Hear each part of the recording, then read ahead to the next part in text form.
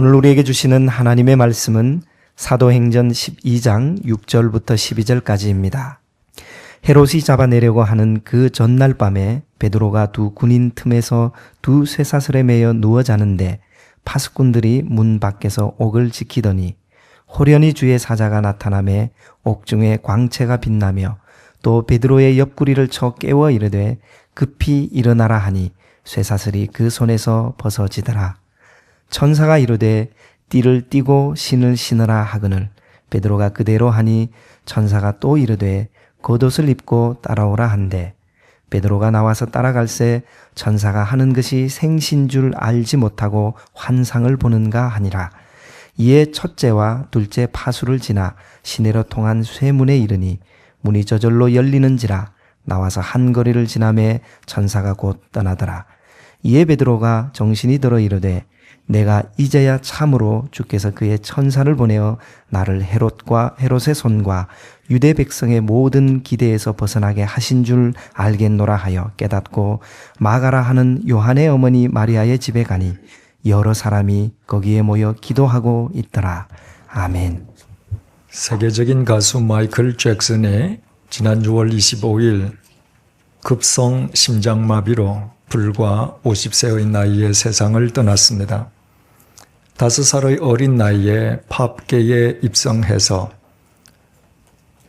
마이클 잭슨은 일평생토록 팝의 역사를 갱신하면서 팝계의 황제로 군림해 왔습니다. 그렇지만 안타깝게도 90년대 이후에 거듭된 성형수술의 후유증으로 그의 피부색은 하얗게 탈색되었고 눈, 코, 귀, 턱 등 그의 얼굴은 예전 모습을 완전히 상실해버리고 말았습니다.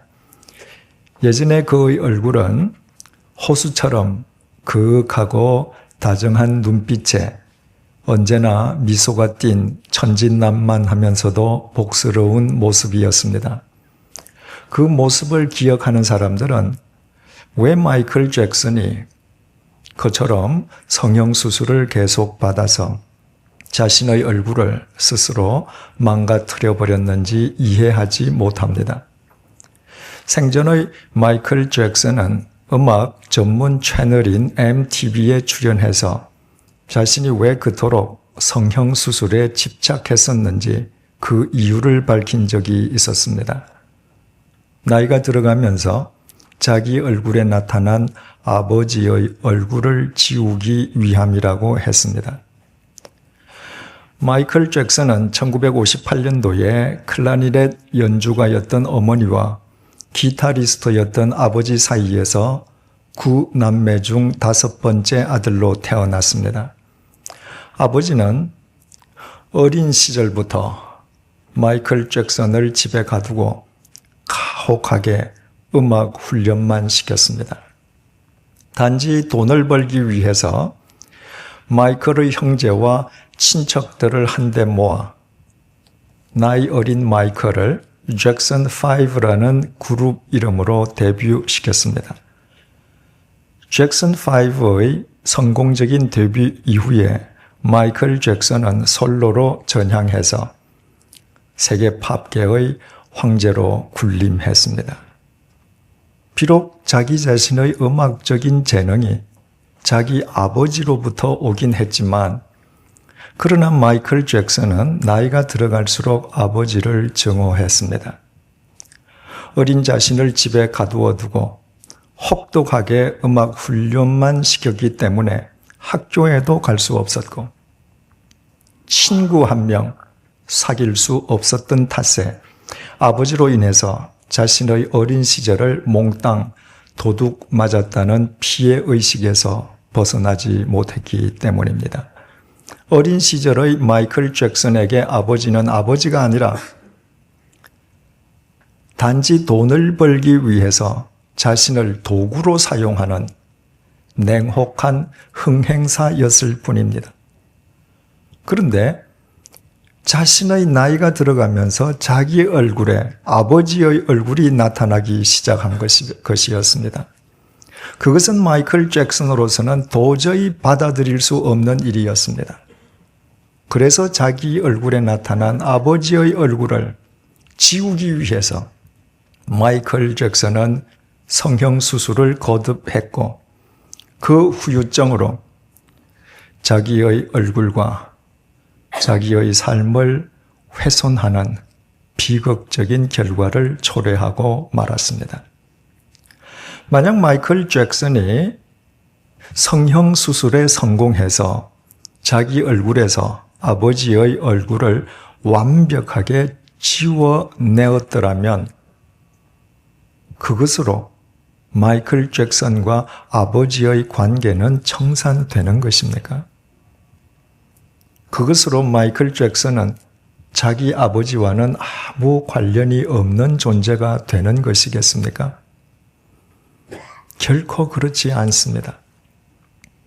아버지와 아들의 혈연 관계는 어떤 경우에도 이 세상 그 무엇으로도 단절되거나 청산되지 않습니다. 자기 얼굴에 나타난 아버지의 흔적을 성형수술로 아무리 지워내어도 그 아들은 그 아버지의 아들일 뿐입니다. 만약 마이클 잭슨이 이 사실을 깊이 인식했더라면 한 걸음 더 나아가서 아버지에 대한 증오심을 뛰어넘어 아버지로 받아들였더라면 그 아버지의 얼굴을 지우기 위해 거듭된 성형수술의 후유증으로 자신의 얼굴과 삶을 훼손시키는 아픔을 겪지는 않았을 것입니다. 한마디로 마이클 잭슨은 아버지에 대한 증오심의 쇠사슬에 평생 묶여서 벗어나지 못한 채 자기 인생을 훼손한 불행한 자기 희생자였습니다. 지난 주 초에는 지방에서 신앙생활을 한다는 어느 여 집사님의 전화를 받았습니다.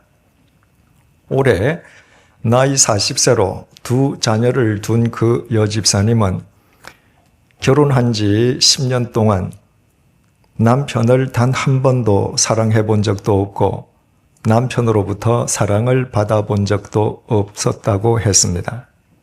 그러던 중에 같은 교회의 어느 남자 집사와 정도 이상으로 가까워지게 되었고 그 남자가 남편과 이혼하면 자신이 책임지겠다고 유혹했습니다.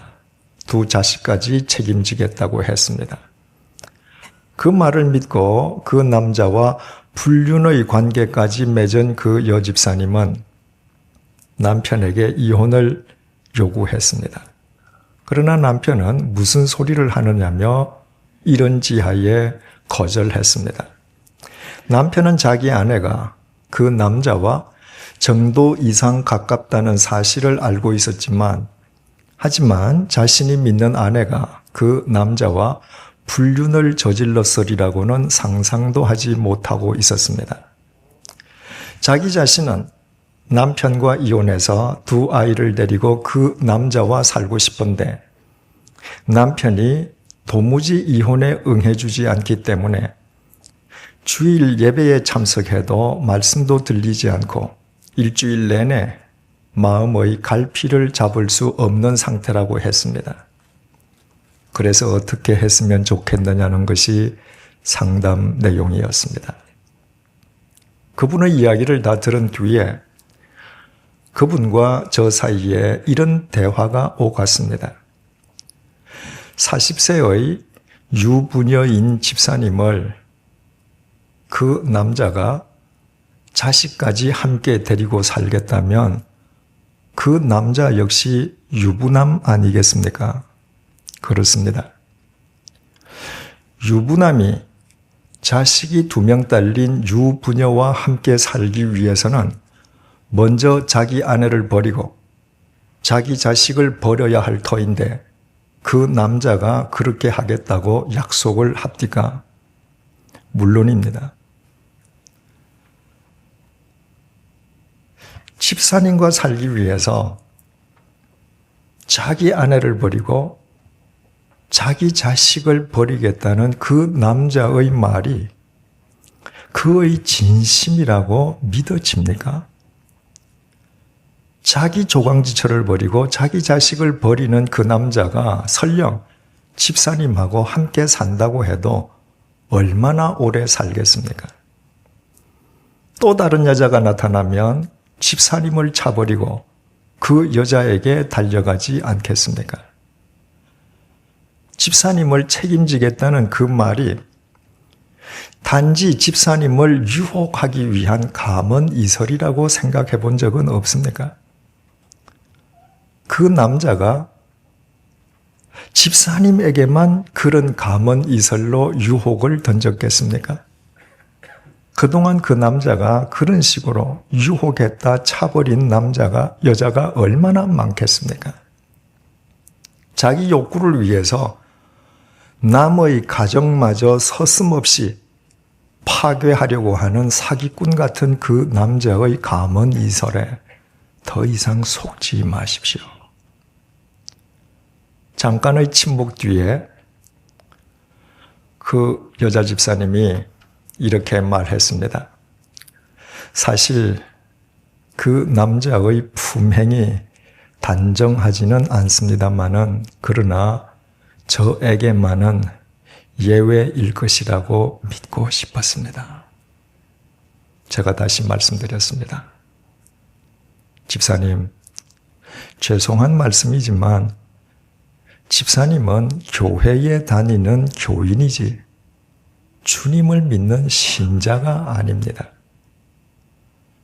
집사님이 정말 주님을 믿는 신자라면 자기 남편을 두고 다른 남자와 불륜을 저지르고 자기 손으로 두 아이가 있는 가정을 스스로 허물어뜨릴 엄두인들 낼 수 있겠습니까?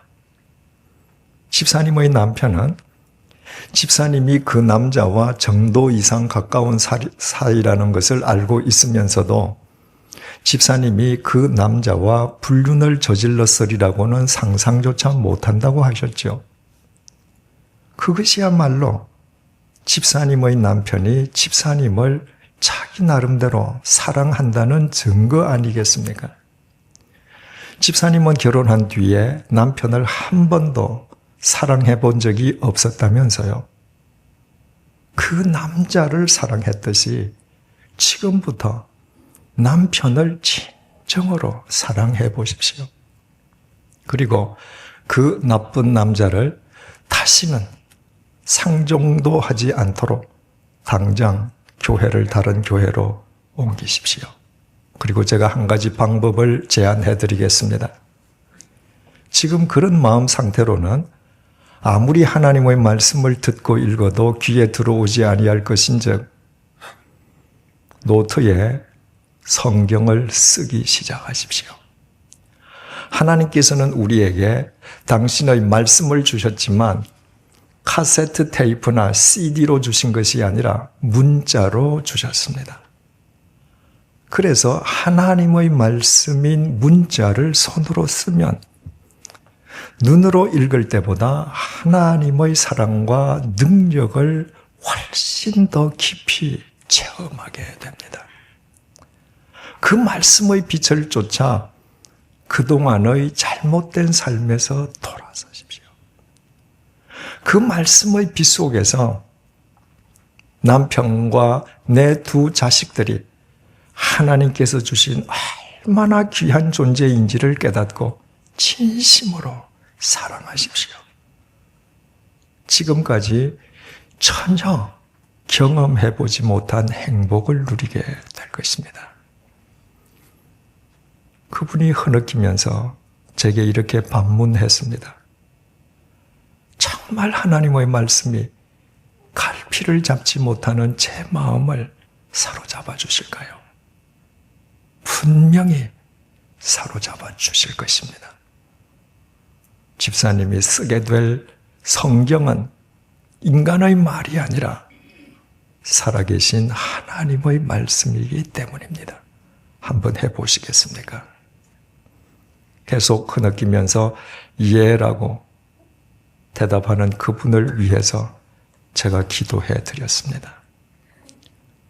하나님 아버지, 지금부터 이분이 하나님의 말씀을 손으로 쓰기 시작할 것입니다. 하나님께서 사랑과 능력으로 이분의 마음을 붙들어 주십시오. 말씀의 빛을 쫓아서 헛된 정욕의 사슬에서 벗어나게 하시고 말씀의 빛 속에서 남편과 자식들을 진정으로 사랑하는 기쁨과 행복을 누리게 해 주십시오. 따지고 보면 이 세상 모든 인간들은 자기라는 감옥 속에 갇혀 자기라는 쇠사슬에 묶여 사는 존재들입니다.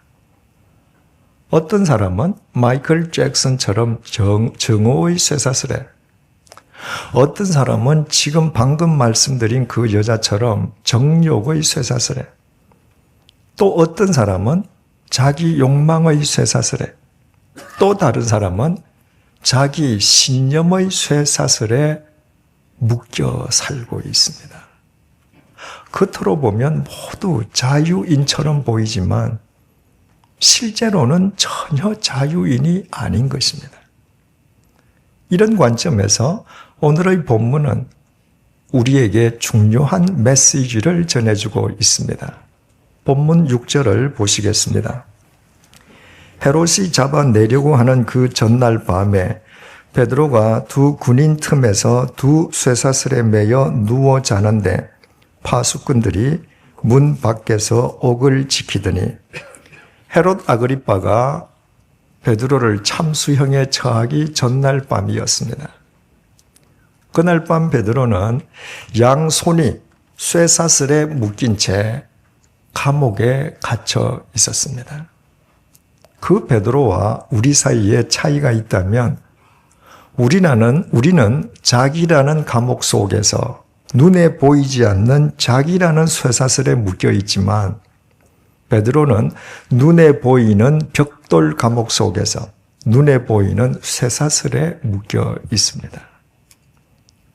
우리는 우리 스스로 자기라는 감옥 속에서 자기라는 쇠사슬에 묶여 있지만 베드로는 헤롯 아그리빠에 의해 투옥되어 쇠사슬에 묶여 있는 것입니다. 7절 상반절을 보시겠습니다. 홀련히 주의 사자가 나타나매 옥중에 광채가 빛나며 지난 시간에 살펴본 것처럼 이두 보라. 드디어 주님의 사자가 갇혀있는 베드로의 감옥 속에 나타났습니다.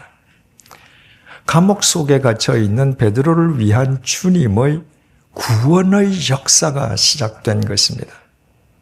그 첫 번째 현상은 감옥 속에 광채가 빛나는 것이었습니다. 우리말 광채로 번역된 헬라어 포호스는 예수 그리스도를 빛이라고 칭할 때의 바로 그 포호스입니다. 주님께서 빛으로 그 감옥 속에 임하신 것이었습니다. 7절 하반절을 보시겠습니다. 또 베드로의 옆구리를 쳐 깨워 이르되 급히 일어나라 하니 쇠사슬이 그 손에서 벗어지더라. 주님의 빛이 감옥을 환히 비치는 가운데 주님의 사자가 깊이 잠들어 있는 베드로를 깨우기 위해 베드로의 옆구리를 내리침과 동시에 베드로의 양손에 묶여있던 쇠사슬이 저절로 벗어졌습니다. 그 쇠사슬은 헤롯 아그리빠가 베드로를 죽이기 위해 베드로의 양손에 채웠던 죽음의 쇠사슬이었습니다. 그 죽음의 쇠사슬이 주님의 빛 속에서 절로 벗어진 것입니다. 그뿐이 아니었습니다. 8절에서 9절을 보시겠습니다. 천사가 이르되 띠를 띠고 신을 신으라 하거늘 베드로가 그대로 하니 천사가 또 이르되 겉옷을 입고 따라오라 한데 베드로가 나와서 따라갈새 천사가 하는 것이 생시인 줄 알지 못하고 환상을 보는가 하니라. 이에 첫째와 둘째 파수를 지나 시내로 통한 쇠문에 이르니 문이 저절로 열리는지라. 베드로가 갇혀있던 감방 문도 저절로 열렸습니다. 그때 2명의 군사는 감방 안에서, 2명의 군사는 감방 밖에서 총 4명이 그 방에 갇혀있는 베드로 한 사람을 감시하고 있었지만 그 누구도 띠를 띠고 신을 신고 겉옷까지 입고 감방문을 나서는 베드로를 인식하지 못했습니다. 베드로가 첫째 초소와 둘째 초소를 지날 때에도 그 누구 한 명 베드로를 제지하지 않았습니다. 베드로가 육중한 쇠문인 감옥 정문에 이르렀을 때 그 감옥 정문도 저절로 열렸습니다. 그 감옥은 헤롯 아그리빠가 베드로를 죽이기 위해서 가두어 두었던 죽음의 감옥이었습니다. 그러나 베드로의 양손에 있던 죽음의 쇠사슬은 말할 것도 없고 죽음의 감방문도, 죽음의 초소도, 죽음의 감옥 정문도 모두 절로 열렸습니다. 그 모든 것은 주님의 빛 속에서 이루어진 일이었습니다. 그렇다면 우리는 여기에서 본문의 베드로와 베드로를 감옥 속에 투옥시켰던 헤롯 아그리빠를 비교하여 생각해 볼 필요가 있겠습니다. 베드로는 감옥 속에 투옥되어 있습니다. 2000년 전 한밤중의 감옥이라면 필요한 몇몇 곳에만 횃불이 켜져 있을 뿐 죄수가 갇혀있는 감방 속은 암흑천지였을 것입니다. 그에 반해서 헤롯 아그리빠가 거하는 왕궁의 한밤중은 아무리 한밤중이라고 해도 휘황찬란하기만 했을 것입니다. 그런데 주님의 빛은 암흑천지인 감옥 속으로 임하셨습니다. 암흑천지였던 감옥이 대낮처럼 밝아졌습니다. 오히려 그 빛 앞에서는 휘황찬란한 헤롯 아그리빠의 왕궁이 흑암천지였을 뿐입니다. 주님의 빛 속에서 베드로는 쇠사슬에서만 벗어났을 뿐만 아니라 그 죽음의 감옥으로부터도 벗어날 수 있었습니다. 그러나 이 주님의 빛과 무관한 헤롯 아그리빠는 화려한 왕궁 속에 있지만 그러나 그는 온갖 종류의 쇠사슬에 스스로 묶여 있는 인간이었습니다. 욕망의 쇠사슬, 정욕의 쇠사슬, 증오의 쇠사슬, 권력의 쇠사슬 등 온갖 죽음의 쇠사슬로 자기를 칭칭 감고 있었습니다. 그러고 보면 헤롯 아그리빠가 살고 있는 거대한 그 왕궁 자체가 감옥이었습니다. 주님의 빛 속에서 베드로는 쇠사슬과 감옥으로부터 벗어나는 자유인이 되었습니다. 화려한 왕궁 속에 살고 있는 헤롯 아그리빠는 자유인처럼 보였지만 그러나 그는 전혀 자유인이 아니었습니다. 이 땅에 오신 주님께서 공생애를 시작하시면서 안식일에 회당을 찾아가셔서 제일 먼저 낭독하신 하나님의 말씀은 이사야서 61장 1절에서 2절 말씀이었습니다. 제가 표준 새 번역으로 읽어드리겠습니다. 주께서 나에게 기름을 부으시니 주 하나님의 영이 나에게 임하셨다. 주께서 나를 보내셔서 가난한 사람들에게 기쁜 소식을 전하고 상한 마음을 싸매어주고 포로에게 자유를 선포하고 갇힌 사람에게 석방을 선언하고 주의 은혜의 해와 우리 하나님의 보복의 날을 선언하고 모든 슬퍼하는 사람들을 위로하게 하셨다. 주님께서 이 땅에 오신 목적을 밝혀주는 이 구절을 통해 주님께서는 당신께서 포로에게 자유를 주고 갇힌 자를 석방시켜 주시기 위해 이 땅에 오셨음을 천명하셨습니다. 포로가 대체 어떤 사람들이겠습니까? 전쟁 중에 적국에 포로로 끌려간 사람만을 의미하겠습니까? 갇힌 사람은 또 어떤 사람을 뜻하겠습니까? 감옥 속에 갇혀 있는 사람만 뜻하겠습니까? 그렇지 않습니다. 우리 주님께서는 포로로 끌려간 사람, 감옥 속에 갇혀 있는 사람들을 포함해서 우리 모두를 위한 구원자이십니다. 주님께서는 죄와 사망의 포로가 된 우리를 흑암 속에 갇혀 있는 우리를 자유하게 하시고 석방해 주시기 위해 이 땅에 오신 구원자이신 것입니다. 태초에 온 땅은 혼돈하고 무질서했습니다. 한마디로 카오스의 세상이었습니다. 그 카오스의 세상에 하나님께서 빛이 있으라 명하심에 하나님의 빛이 임했습니다. 그리고 하나님의 그 빛 속에서 카오스의 세상이 코스모스, 즉 질서와 조화의 세상으로 바뀌어졌습니다.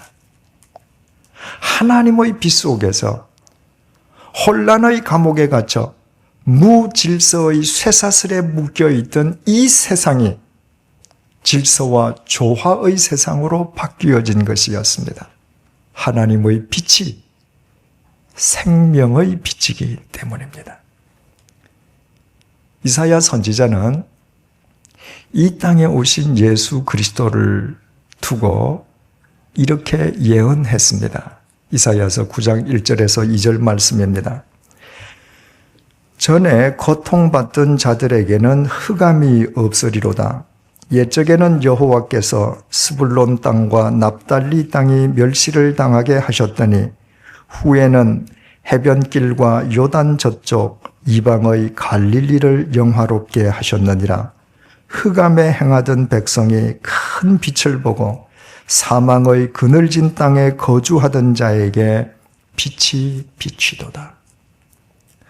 이 땅에 오신 예수 그리스도 역시 빛이시라는 것입니다.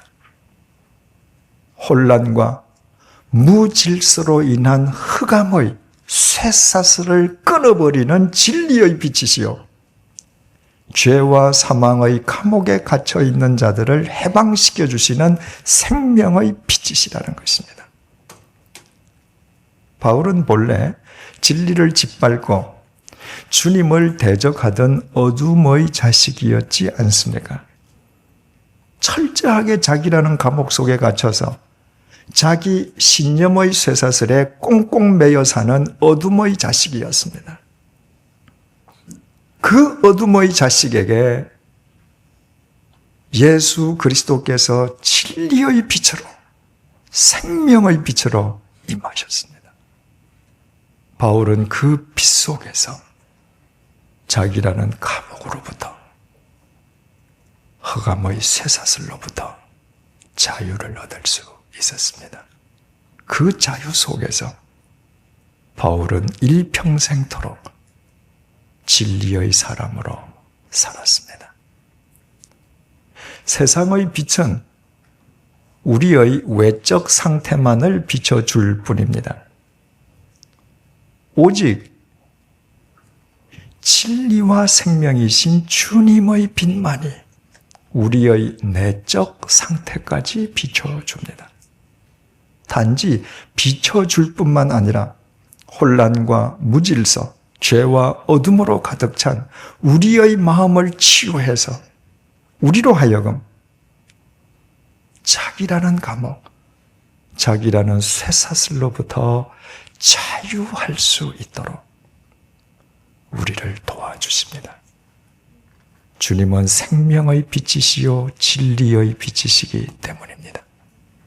그러므로 세상의 빛 속에서만 살아가는 사람은 아무리 화려하고 그럴듯해 보여도 실은 흑암 속에서 자기라는 감옥 속에 갇혀 있는 사람일 뿐입니다.